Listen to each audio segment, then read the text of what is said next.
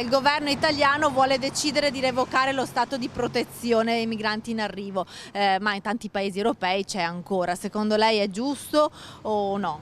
È sbagliatissimo, non è che io sono diversa da un migrante, anzi sono solo più fortunata, non capisco tutto questo accanirsi contro gente che è molto più sfortunata di noi. L'emergenza c'è, quello è sicuro, soprattutto giù Pantelleria o altro, sicuramente la hanno, Sicilia, tutte le isolette di fronte all'Africa, là l'emergenza sicuramente c'è. Io sono contrario a questo provvedimento, tranquillamente.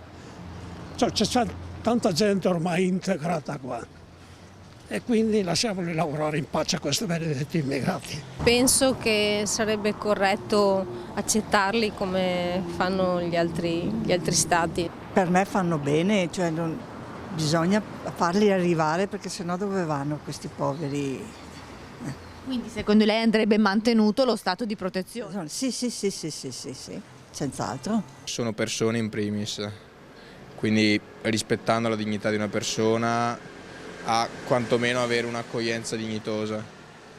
E detto questo, chiaramente è necessario uno sforzo politico che vada oltre i confini nazionali, che quindi coinvolga gli altri paesi dell'Unione Europea, in quanto l'Italia è membro dell'Unione Europea. Io non sono d'accordo. Quindi secondo lei è giusto mantenere lo stato di protezione come fanno tanti altri paesi europei? Esattamente così.